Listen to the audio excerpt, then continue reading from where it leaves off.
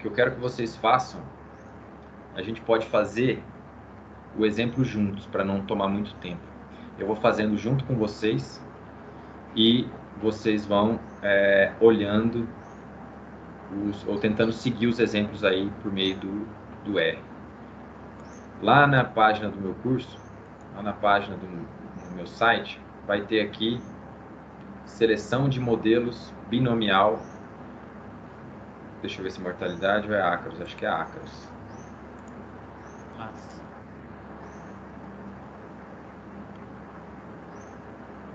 é ácaros, ok? Baixem os dados de ácaros e vamos encarar esse conjunto de dados. Vamos encarar esse Brasil de frente, né? Ué. Deixa eu parar de compartilhar aqui e começar a me ajeitar. Eu tô até com medo, Murilo, porque eu já fiz esse... Já foi até para publicação aí vai que eu fiz errado. Só chora. Dá nada não.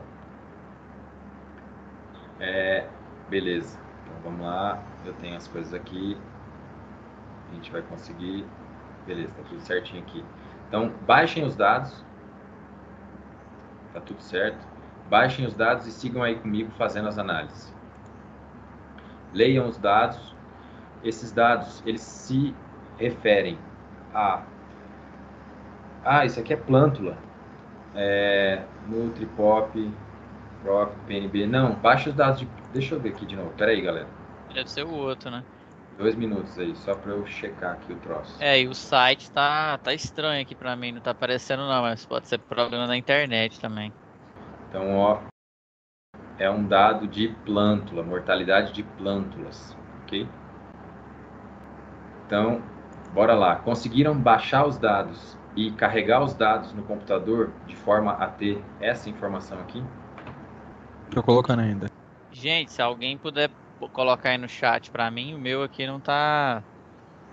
Não sei o que é, não tá baixando. Ixi, ele vai entrar lá no material de aula, mano. Eu mandei aqui, eu acho. Mandou aí? Não vai dar certo. Ah, foi. Ele mandou. Vê se foi aí, Max. Foi, não sei o que tá rolando na internet, que o site não quis. Pra mim deu certo, apareceu igualzinho. Beleza. Quem conseguiu aí, levanta a mãozinha aí para eu dar uma olhada. Bárbara, faz tempo que eu não escuto tua voz, hein, Bárbara? Tudo bem contigo? Tudo bem, tô aqui acompanhando, fritada, mas tô aqui. Beleza. Mas todo mundo conseguiu? Eduardo, Max, Bárbara? Tô terminando aqui. Sim, Tá. já foi. Não, sim, consegui, mas eu acho que eu vou ficar só no... Senão eu vou me perder. Tá. Prefiro ficar vendo você e depois eu faço. Beleza. Vou aqui, ó.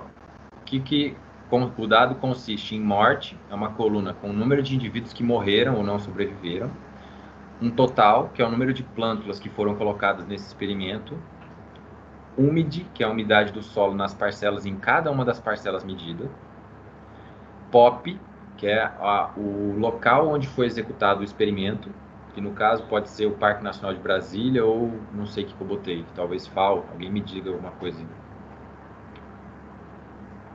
Foi JBB. JBB, Jardim Botânico de Brasília, obrigado. Incidência de luz medida em cada uma das parcelas. Quantidade de nutriente no solo. Esse nutriente pode ser soma de bases, cátion, sei lá o que. Quantidade de nutriente, beleza? E uma proporção. Eu botei essa proporção aí de propósito porque é um valor de proporção de mortalidade. Então, eu tenho uma morte em 21 plântulas colocadas. Então, eu tenho 1 dividido por 21, vai dar 0,0476, ok? É só a proporção de indivíduos que morreram nessa parcela. Próximo passo. Se alguém tiver alguma pergunta, manda bala, viu? É por parcela, então. É Por mortalidade de indivíduos por parcela. Exato. Então aí, ó, eu fiz um summary aí, só para dar uma olhada. E tem outro, ó, morte varia de 0 mortes até 25 mortes. total, tem a média, desvio padrão, dê uma olhada em geral. Provavelmente população vai ter Parque Nacional, Jardim Botânico e Chapada dos Veadeiros. São 3 populações diferentes. Luz, nutrição e tal. Estatística básica normal. E também vocês precisam dar uma checada para ver se está tudo certo. Nesse caso são dados simulados, então está tudo certo, não tem problema nenhum. A variável resposta vai ser a proporção de mortes, ou vai ser a nossa probabilidade, ok? Eu estou interessado em saber como varia a proporção de indivíduos mortos em função do tipo de ambiente ou das características dessa parcela, seja a umidade, luz, nutriente, ou em função da população, e por aí vai. Beleza.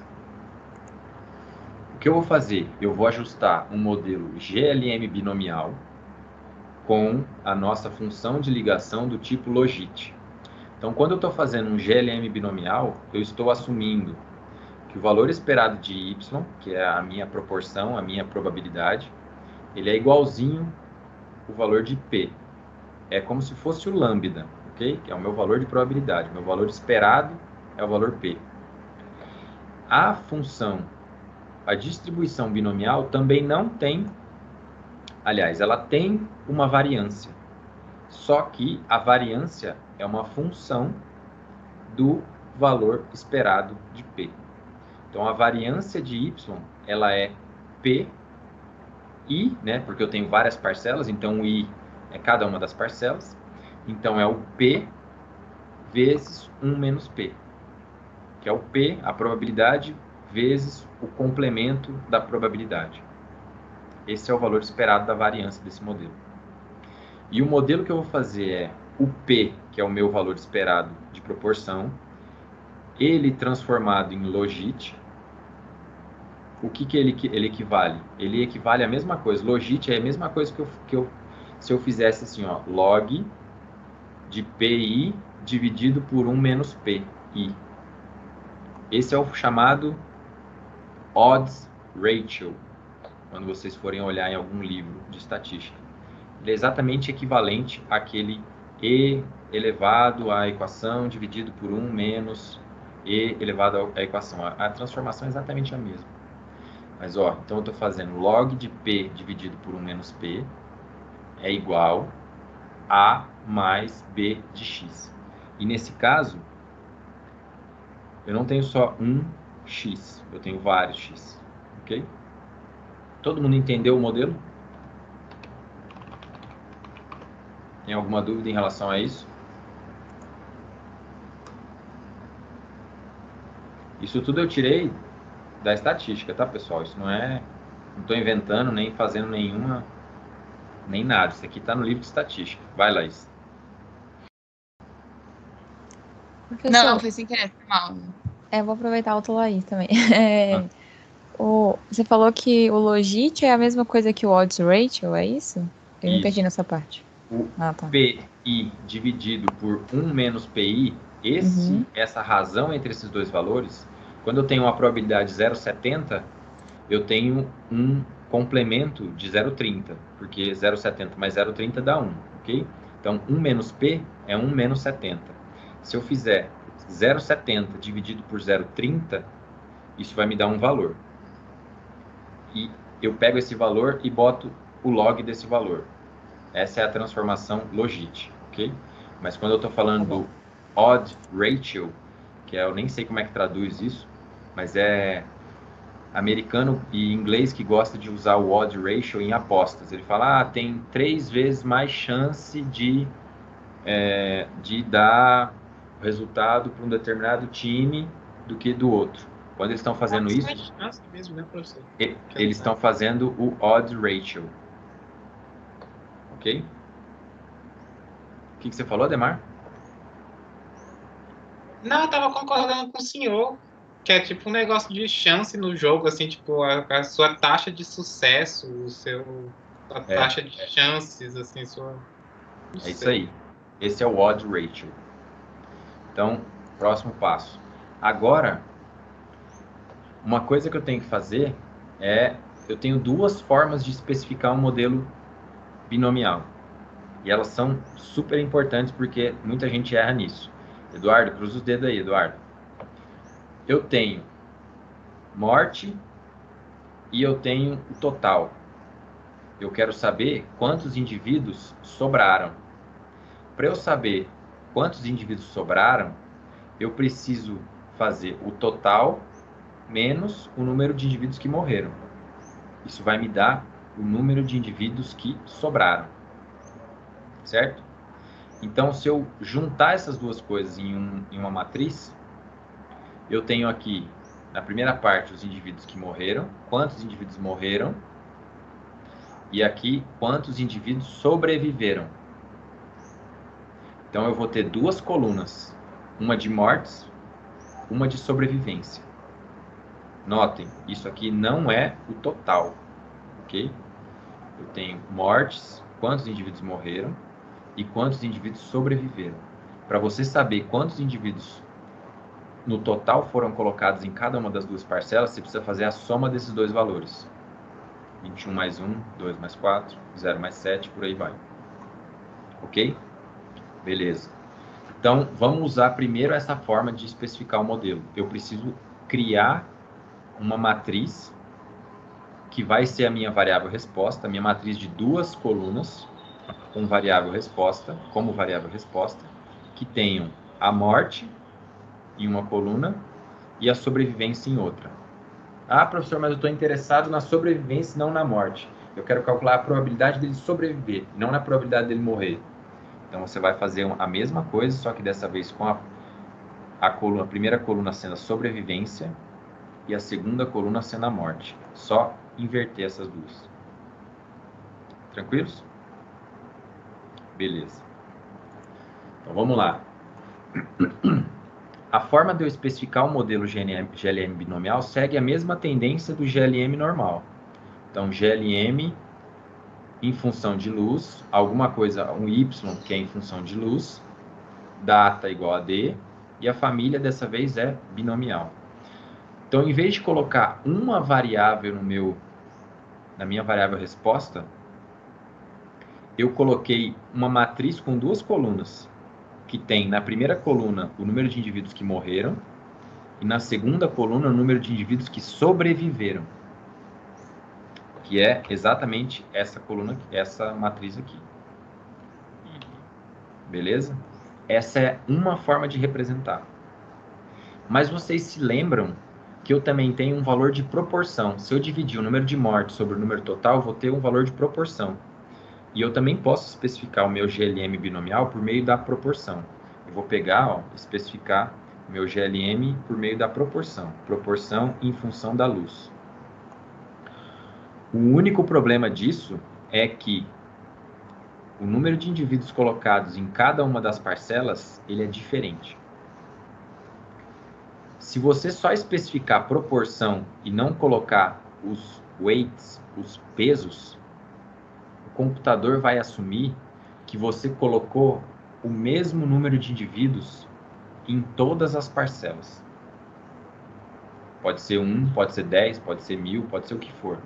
Mas todas as parcelas vão ter o mesmo número de indivíduos. Mas isso não é o caso.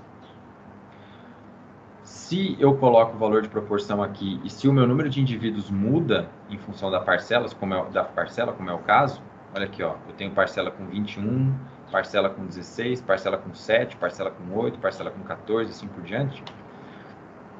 Eu preciso especificar no meu GLM binomial um weight, um peso. Por quê? Esse peso, ele vai ser exatamente o total de indivíduos colocados. Não é o total de morte, nem o total de sobrevivência. Ele é o total de indivíduos colocados na parcela. Por que que eu preciso especificar isso? Faz o seguinte. Pega um saco, coloca uma moeda. Puxa uma vez essa moeda e vê se tem cara ou coroa. Ela vai ter uma chance de cair. Ela tem uma chance de aparecer cara ou coroa, mas ela vai cair ou cara ou coroa. Se cair cara, a proporção dela é 100%. Se cair coroa, a proporção dela é 0. Beleza? Fazendo uma vez só. Agora, joga uma moeda 10 vezes. você pode ter 4, 5, 6 caras e, vamos supor, 6 caras e 4 coroas. A proporção é 60%. Mas o fato de você ter mais moeda faz com que a variância da tua estimativa seja muito menor. O fato de você ter jogado 10 vezes, você tem uma precisão muito maior sobre o valor de probabilidade.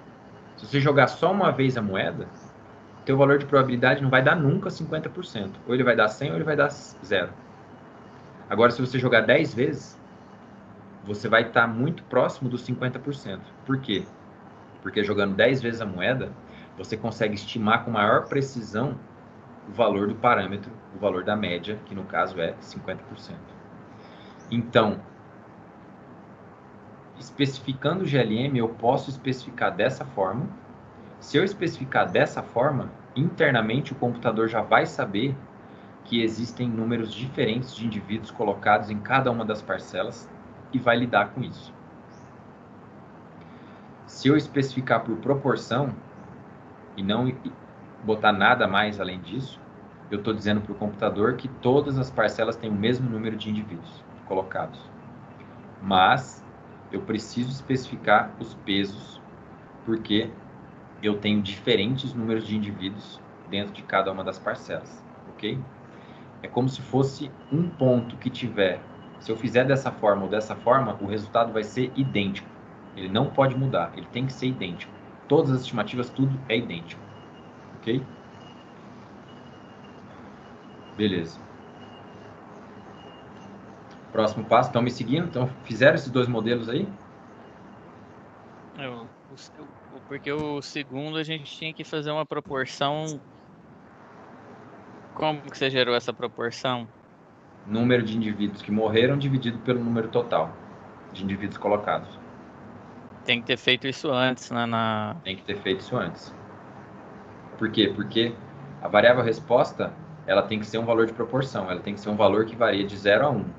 Ou ela é uma matriz desse tipo aí e o R vai entender o que é para ser feito. Aí seria morte dividido por total. Para você calcular a proporção. Sim, ela já tá calculada dentro do teu banco de dados. Ah, já tem ela. Já.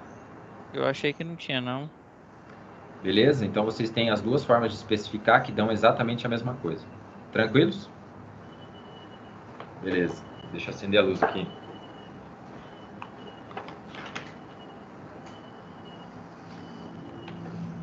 Pronto.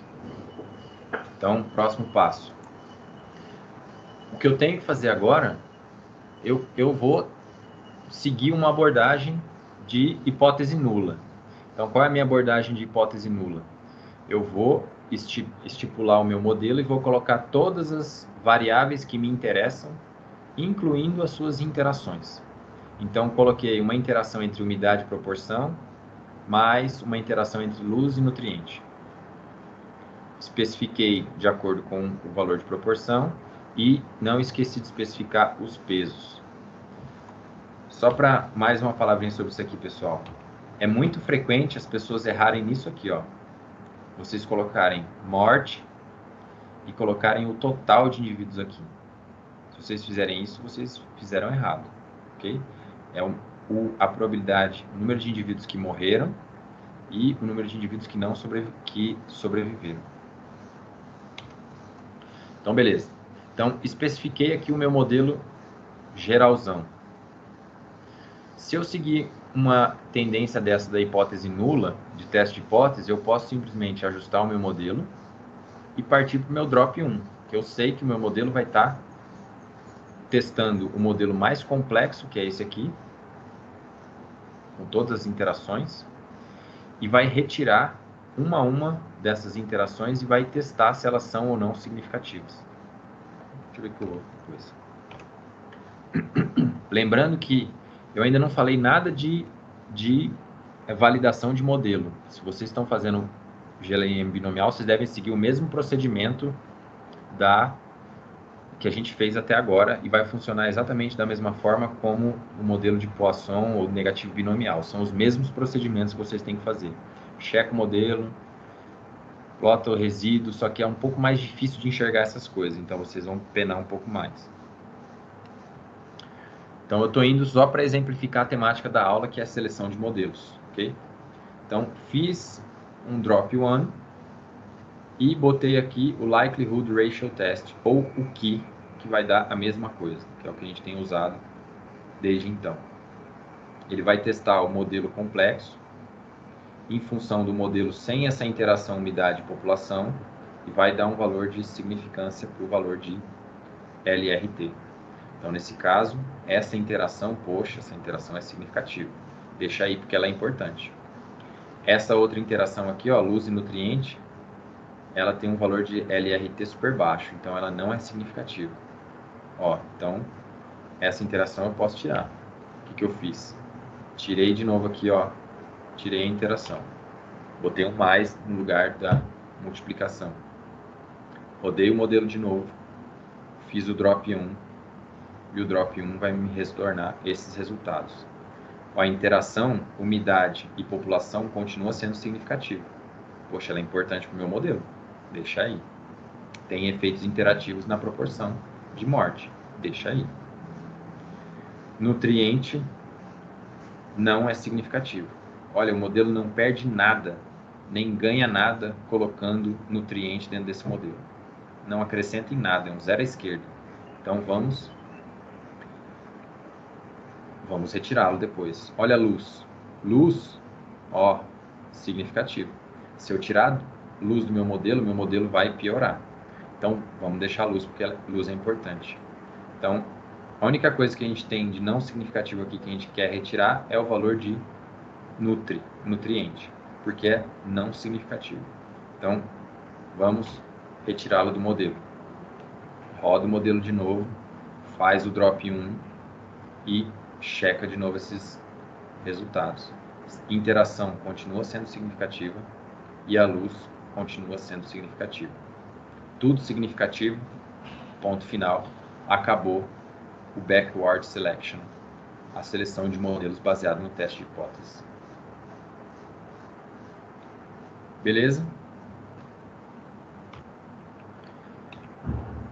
Beleza. Vamos seguir.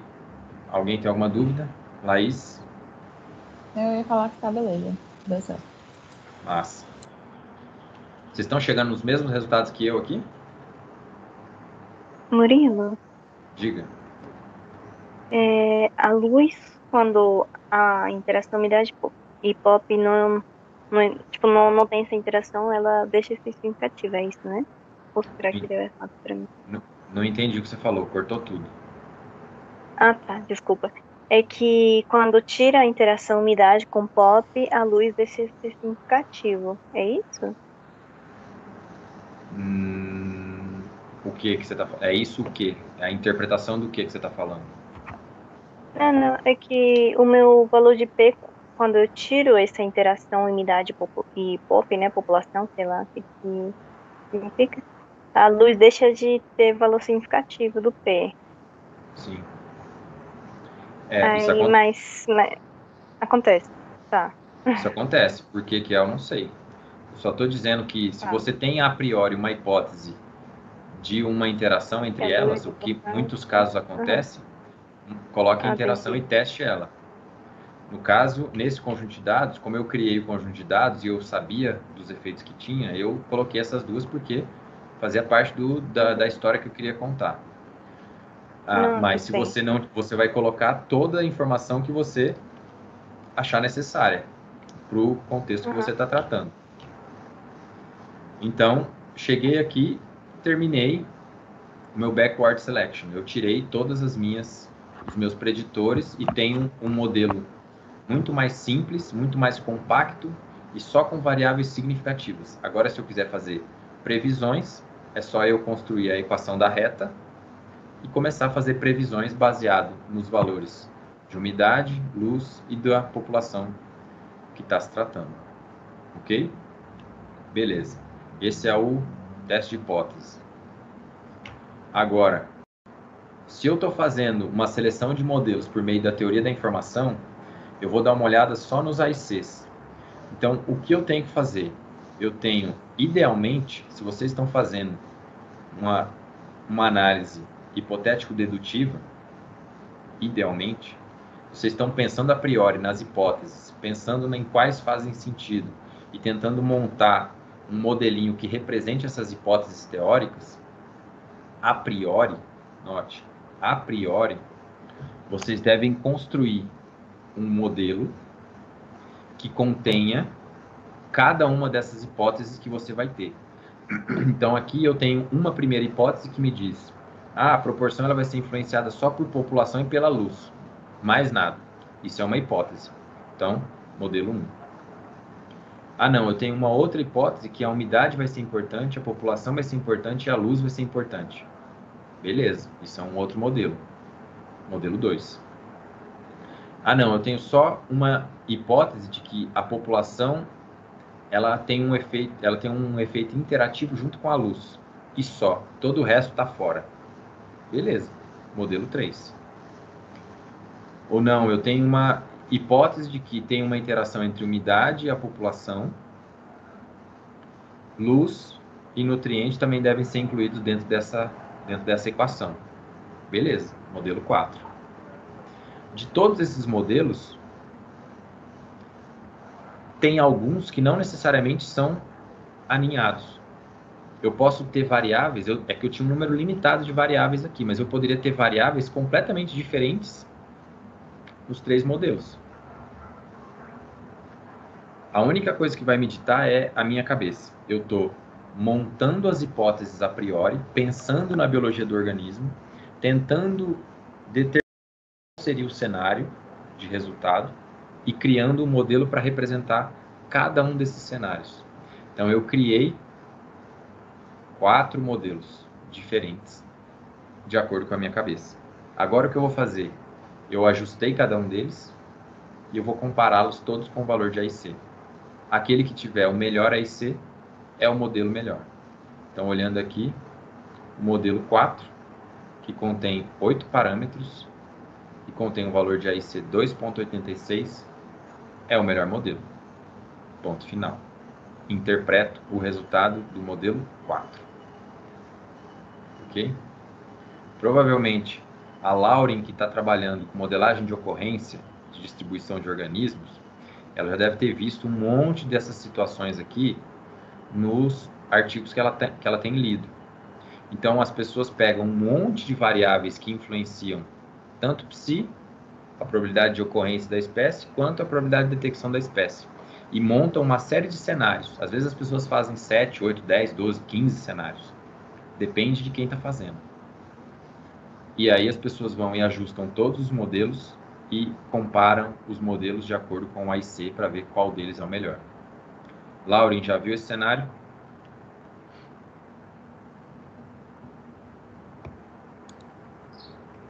Eu peguei metade do que você falou, mas sim, já vi. Beleza.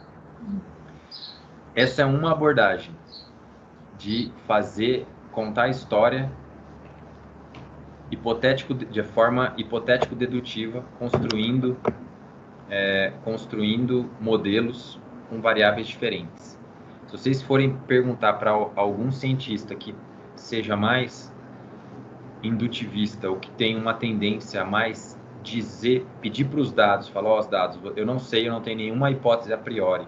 Você é que vai me dizer quais são as relações significativas. Tudo que eu vou fazer vai ser todas as possibilidades possíveis e você vai me dizer qual delas é a melhor. Tem gente que tem essa abordagem também.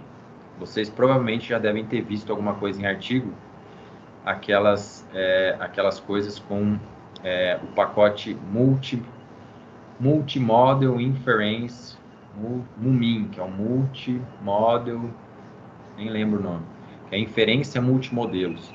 E aí tem alguns algoritmos, você não vai nem construir mentalmente os teus modelos, você vai simplesmente botar todas as variáveis dentro da função e a função vai te construir todos os modelos possíveis e imagináveis. Se você tem, sei lá, 4, 5 variáveis, a função vai te construir 50, 60 modelos. vai ajustar todos eles e vai te mostrar o melhor modelo dentre essa ampla gama de modelos.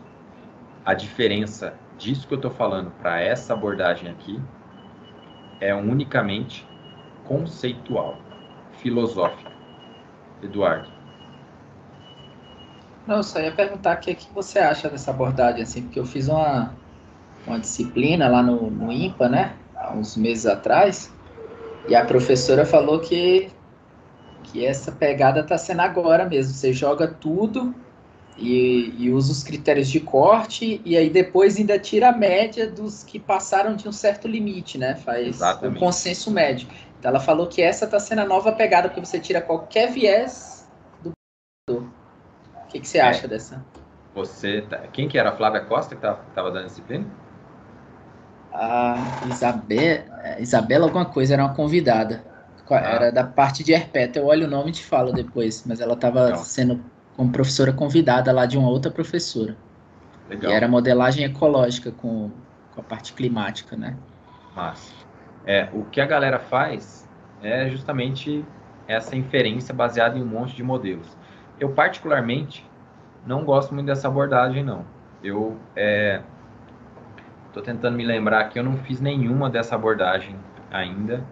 Não sei se vou fazer, mas porque eu tento sempre manter essa linha do hipotético dedutivo. Eu penso nas hipóteses e testo os meus dados de acordo com as minhas hipóteses. Então, nada contra, as pessoas fazem isso. Se forem fazer modelagem climática, as pessoas vão fazer isso o tempo inteiro, vão pegar todas as variáveis, jogar tudo dentro de um balaio, chacoalhar e falar, olha, me dá aí a melhor combinação de variáveis. Beleza, nada contra. Mas não é o jeito que eu gosto de trabalhar. Como é que eu vou seguir? Um ou outro depende de vocês. Aí é a formação de vocês, é a segurança de vocês, é o jeito que vocês acham mais interessante, o jeito que você acha que é mais correto, enfim. É contigo. Então, Murilo, essa gama de possibilidades. Olhou o nome aqui, a professora Juliana Hipólito, e a que deu a disciplina, que foi a convidada, era Luísa Diele Viegas. Ah, legal. Massa, não sabia que estava tendo essa disciplina, não. Legal. Beleza. Sacaram essa história aqui do AIC, da teoria da informação? Tem alguém que mandou uma... Sou indutiva, a Andy falou. Sou indutiva. Algumas vezes parece um crime isso. Pois é. Aí é a filosofia de cada um. Eu não sou indutivo. Eu não deixo os dados falarem por si. Eu gosto de ter uma hipótese por trás. Mas, cada um na sua. Próximo passo, eu vou seguir... eu pulei aqui hipotético dedutivo. Aliás, pulei o teoria da informação. Terminou aqui, descobri qual é o meu melhor modelo. Eu vou interpretar os dados de acordo com o sumário do meu melhor modelo. Simples assim. Ou eu vou chegar no meu modelo final com a backward selection, que é o meu modelo mais provável, de acordo com as variáveis que eu coloquei dentro dele. Independente de qual escolher, é sempre bom vocês darem uma olhada nos efeitos, mas antes de olhar efeito, vocês vão ter que checar as premissas. Checar a premissa com dado GLM binomial é um sofrimento, mas tem havido cada vez mais pacotes de ferramentas para fazer isso. Eu vou deixar vocês fazerem a maior parte das checagens e eu vou tratar de algumas delas aqui mais especificamente. Uma que eu acho que é importante, eu botei aqui o display só para vocês virem que o resultado é igualzinho um modelo de Poisson normal. Lembrando que os coeficientes estão na escala de Logit, então na escala do link.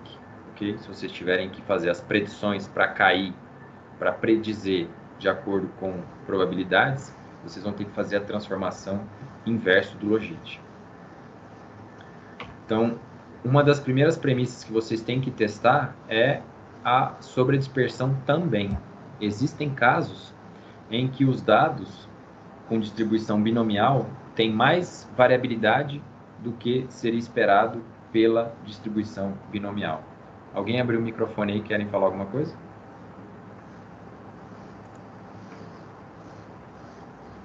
Então, beleza. A forma de você testar isso é extraindo o resíduo de Pearson. Vocês já sabem para que é o resíduo de Pearson, já sabem como extrair isso. Tem o resíduo.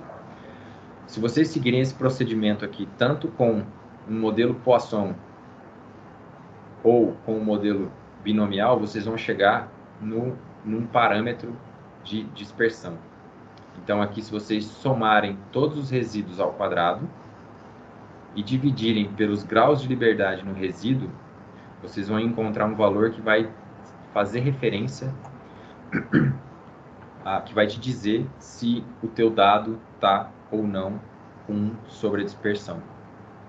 No caso, esse aqui, como ele está abaixo de 1, o valor tem que estar 1, próximo de 1 ou abaixo de 1. Se tiver muito maior que 1, é aquele mesmo problema que a gente teve na distribuição de Poisson.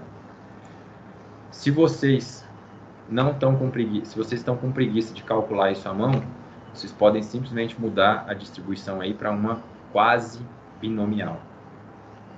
Distribuição quase binomial vai mostrar exatamente a mesma coisa. Ele vai calcular o parâmetro de dispersão daquele modelo, que no caso é 0,8, que no caso é 0,767. Ok? Então, lembrando, chegou no modelo final, antes de fazer a seleção de modelo, ajusta o modelo. Antes de fazer a seleção de modelo, você tem que testar todas essas premissas. Independência, resíduo, sobredispersão, plotar os resíduos em função dos valores preditos, e por aí vai. Depois que você fez tudo isso, está tudo certo, está tudo bonito, achou a distribuição correta, é binomial ou quase binomial, partam para a seleção de modelos. Terminou a seleção de modelos do jeito que vocês quiserem, chegou no modelo final. Chegou no modelo final, ajusta o modelo de novo, só para ter certeza, e faz de novo toda aquela checagem. Resíduo de Pearson, sobredispersão, independência, pontos influentes, e por aí vai. Ok? Alguém está comigo aqui acompanhando, fazendo no R? Eu dei uma perdida aqui, mas eu vou pegar depois no slide. Então, quem tiver aí, com Andy, você está com o código no jeito, compartilha a tela com a gente aí, por favor. Eu cheguei a ter o resíduo. Beleza, só chega até você ajustou um modelo, tá tudo certo. Vamos calcular os valores preditos, vamos ver os efeitos dessas variáveis. Compartilha a tela com a gente, por favor. E a checagem de resíduo, nesse caso também, Murilo, tem que fazer aquele ajuste com Pearson, igual a gente fez nos outros? Sim, mas vocês vão ver padrões super bizarros. E aí vocês vão ter que ler e ir atrás de como checar essas premissas. Eu sei que tem um pacote que facilita bastante nisso agora, mas eu não me lembro de cabeça o nome do pacote. Mas deem uma olhada aí nos plots e vocês vão ver que desastre que é. Beleza. Ó, digamos que a Andy fez o modelo que ela achou, fez a seleção de modelo, fez do jeito que ela queria e tal, chegou no modelo final, testou as premissas, tá tudo certinho, tudo bonitinho, beleza. Agora, Andy, vamos esquematizar os resultados aí, vamos ver como é que são os efeitos, vamos fazer os valores preditos. Carrega o pacote Effects. Você tem ele aí instalado?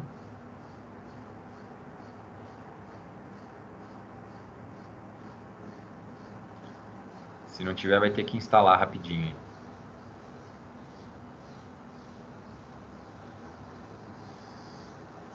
Isso, deixa ele instalando aí. Enquanto isso, vai digitando aí. Plot.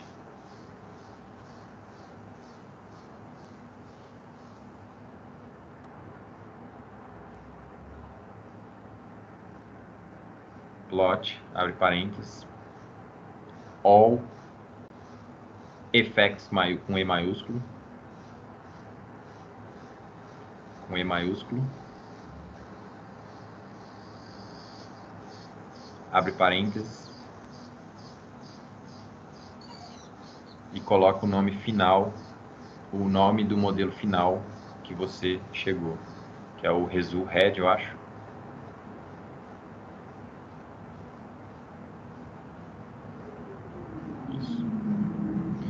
Enquanto o pacote dela está sendo instalado, alguém tem alguma pergunta?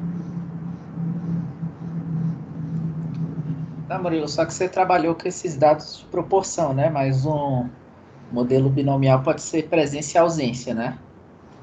Pode ser 0 ou 1. Nesse 0 ou 1. caso, 0 ou 1, presença e ausência, ele vai ser feito exatamente da mesma forma que o modelo binomial. Só que em vez de calcular um valor de proporção, você vai colocar um vetor de 0 ou 1 na variável resposta. E aí, automaticamente, o software vai entender que é uma distribuição binomial para uma única amostragem, para uma única, para um único trial que eles falam. E aí vai ter 0 ou 1. E aí é um modelo de GLM com Bernoulli, ok? Mas é um caso específico de binomial. Se vocês instalarem o pacote effects e rodarem o comando que a Andy fez aí, vocês vão ter um gráfico exatamente como esse aí, onde tudo está transformado, tudo está na escala das proporções. Está na escala entre 0 e 1, e vocês têm todas as variáveis, incluindo os efeitos interativos. Então, olha aí, no primeiro gráfico eu tenho o efeito da luz. À medida que a luz aumenta, a proporção de indivíduos, acho que é morte, né? A proporção de indivíduos que morrem aumenta. Já no outro gráfico, é um gráfico composto, feito com o pacote Lattice, que vocês usaram ontem, e ele vai mostrar o efeito de umidade em cada um das três áreas, das três populações que vocês têm dentro desse modelo. Parque Nacional de Brasília, Chapada e Jardim Botânico. Então, olhando o efeito, no Parque Nacional de Brasília, o efeito da umidade ele é positivo sobre a proporção de mortes. À medida que a umidade aumenta, a proporção de mortes, de plântulas mortas, aumenta. Já na Chapada dos Veadeiros, o efeito da umidade na mortalidade de plântulas, ela é nula. Isso significa, independente da umidade que tiver na parcela, as probabilidades de morte são as mesmas. Já no Jardim Botânico de Brasília, o efeito da umidade é também positivo e aparentemente mais intenso do que o efeito no Parque Nacional de Brasília, porque a reta está muito mais inclinada. Isso indica que quanto maior a umidade, maior a mortalidade de plântulas. Tranquilos? Galera, esses são dados simulados, tá? Não tem nada de realidade nisso aí. Dúvidas? Pode deixar de compartilhar, Andy. Obrigado. Dúvidas? Então, Murilo, agora surgiu uma aqui. Então, com esse tipo de modelagem, com N igual a 1 dá para fazer análise. Por exemplo, marquei árvores no cerrado e quero acompanhar o efeito natural de fogo. E minha parcela, a minha unidade amostral é a árvore. Ela pode sofrer ou não sofrer uma queimada, e aí eu quero saber o destino dela, se ela vai viver ou vai morrer. Dá para aplicar isso no N igual a 1 na árvore? Dá. A unidade amostral, eu não sei como é que eu delineamento o experimento, estou só falando na tora. Se a tua unidade amostral for a árvore, você pode dizer se ela morreu ou sobreviveu, 0 ou 1. Só isso. Aí você vai colocar uma sequência, teoricamente nessa planilha as linhas serão os indivíduos que você mostrou, e a variável resposta vai ser 0 ou 1, morte ou sobrevivência. Aí é só você plugar esse 0 ou 1 na tua variável resposta. E o peso total vai ser 1. E aí desse 1 pode ser 0 ou 1. É isso? Não tem peso. Se você só tem 0 ou 1, é um indivíduo que você mediu e você quer saber se ele morreu ou viveu, é um indivíduo. Não tem 10 indivíduos, é 1. Uhum. Ok? Então o peso é 1, de um indivíduo. Agora, se todos esses indivíduos que você mediu estão na mesma parcela, isso é outra história. Se eles têm dependência entre eles, essa análise assume que as linhas, as unidades amostrais, no teu caso as árvores que você está falando aí, elas sejam independentes umas das outras, tá? Se elas tiverem alguma dependência, aí você está furando um pressuposto da análise. Entendi. Aí tem que pensar. Tranquilos? Chega, né? Fez certo, Eduardo? Que bom. Eu acho, não tenho certeza não, mas assim, já foi aceito. Vai ser para a próxima. Então tá certo.